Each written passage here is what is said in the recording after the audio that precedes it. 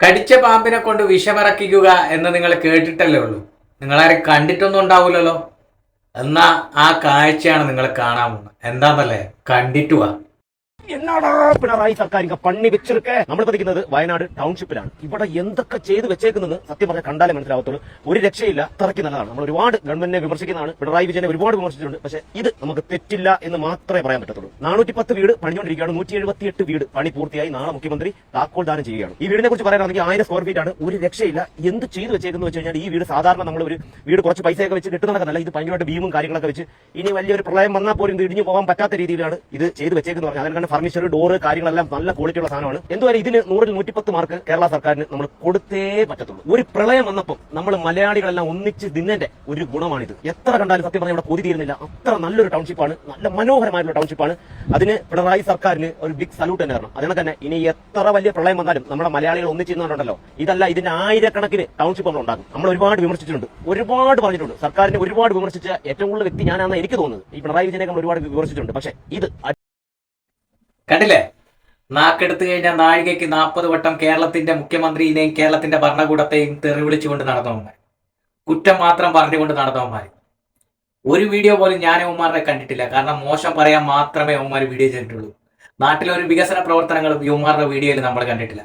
പക്ഷേ വയനാട് ചൂരൽമലയിൽ ടൗൺഷിപ്പിലെ വീടുകൾ പോയി കണ്ടിട്ട് കേരളത്തിന്റെ മുഖ്യമന്ത്രിയെയും ഇടതുപക്ഷ സർക്കാരിനെ ഇതാ ഇങ്ങനെ സല്യൂട്ട് അടിക്കുക.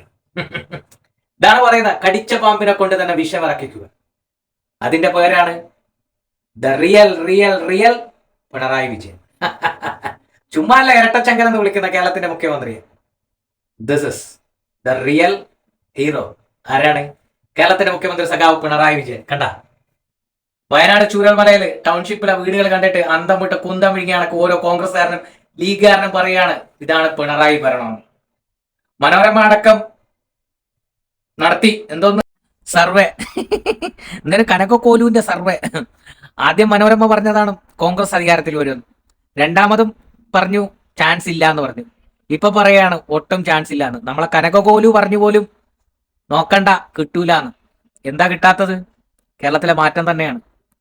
ഇവരെന്തൊക്കെ തടയാൻ ശ്രമിച്ചിട്ടുണ്ടോ അതെല്ലാം കേരളത്തിൽ നടപ്പിലാക്കിയിട്ടുണ്ട് ഈ ഇടതുപക്ഷ സർക്കാർ. സ്കൂളുകൾ, റോഡുകൾ, ആശുപത്രികൾ, മനസ്സിലായില്ലേ? പിന്നെ എന്താ വേണ്ടത്?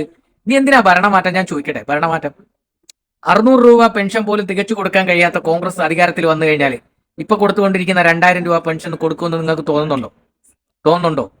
ഇല്ല. ഒന്ന് കയറി കിടക്കാൻ വീടില്ലാത്ത പട്ടണി പാവങ്ങളായൊക്കെ 5 ലക്ഷം പേർക്ക് ലൈഫ് പദ്ധതിയിലൂടെ വീട് കൊടുത്തു ഈ ഇടതുപക്ഷം. കോൺഗ്രസ് അധികാരത്തിൽ വന്നു കഴിഞ്ഞാൽ കൊടുക്കുമെന്ന് തോന്നുന്നുണ്ടോ? ഇല്ല. അതെല്ലാം നിർത്തുമെന്നാണ് കോൺഗ്രസ് തന്നെ പറഞ്ഞിട്ടുള്ളത്. മനസ്സിലായില്ലേ? 10 വർഷം പവർ കട്ടില്ലാത്ത കേരളം. ഏതെങ്കിലും കുഞ്ഞു കുട്ടികളോട്, അതായത് 10 വയസ്സായ കുട്ടികളോട് നിങ്ങൾ പോയി ഒന്ന് ചോദിച്ചു നോക്കിയേ. എന്റെ മകൾക്ക് 8 വയസ്സായിട്ടുള്ളൂ, 9ാമത്തെ വയസ്സിലോട്ട് പോവാണ്. അവളോടൊന്ന് ചോദിച്ചു നോക്കി കഴിഞ്ഞാൽ എന്താണ് പവർ കട്ട് എന്ന് ചോദിച്ചാൽ അവർക്കറിയത്തില്ല. പക്ഷെ നമ്മളൊക്കെ അത് അനുഭവിച്ചു വന്നതാണ്. ഉമ്മൻചാണ്ടി സാറിന്റെ ഭരണകാലത്തും കോൺഗ്രസിന്റെ ഭരണകാലത്തും ഒക്കെ അല്ലേ, എത്ര മണിക്കൂറുകളായിരുന്നു പവർ കട്ട്. അതേപോലെയാണോ നമ്മുടെ കേരളം? മാറിയില്ലേ? ഒരുപാട് വികസനങ്ങളല്ലേ നമ്മുടെ നാട്ടിൽ നടക്കുന്നത്. പക്ഷെ ചിലർ ഉറക്കം നടിക്കുകയാണ്, കണ്ണട ചിരിട്ടാക്കുകയാണ്. കേരളത്തിന്റെ വികസനങ്ങളെ ഇവർക്ക് ജനങ്ങളുടെ മുമ്പിൽ പറഞ്ഞു കഴിഞ്ഞാൽ ഇവർക്ക് പറ്റില്ല. കാരണം കേരളത്തിൽ പ്രശ്നങ്ങൾ ഉണ്ടെന്ന് വരുത്തി തീർക്കണം. ചില മാധ്യമങ്ങളും ചില രാഷ്ട്രീയ നപുംസകങ്ങളും പച്ചയായ കള്ളങ്ങൾ കേരളത്തിൽ പറഞ്ഞുകൊണ്ടിരിക്കുകയാണ്. എന്തിനാണ്? അടുത്ത ഭരണം പിടിച്ചെടുക്കാൻ വേണ്ടിയിട്ട്. കേരളത്തിന്റെ വികസനങ്ങളും കേരളത്തിന്റെ ക്ഷേമ പദ്ധതികളും ഒക്കെ മറച്ചു വയ്ക്കുകയാണ്.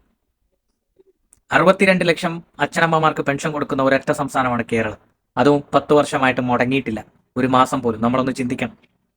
ഉമ്മൻചാണ്ടി സാറിന്റെ ഭരണകാലത്ത് 18 മാസമാണ് പെൻഷൻ മുടക്കിയിട്ടത്. അതേപോലെ തന്നെ AK ആന്റണിയുടെ ഭരണകാലത്ത് 23 മാസമാണ് പെൻഷൻ മുടക്കിയിട്ടത്. 400 രൂപ പെൻഷൻ പോലും ആന്റണിക്ക് കൊടുക്കാൻ കഴിഞ്ഞിട്ടില്ല. 600 രൂപ പെൻഷൻ ഉണ്ടായിരുന്ന പോലും ഉമ്മൻചാണ്ടി സാറിന് കൊടുക്കാൻ കഴിഞ്ഞിട്ടില്ല തികച്ച്.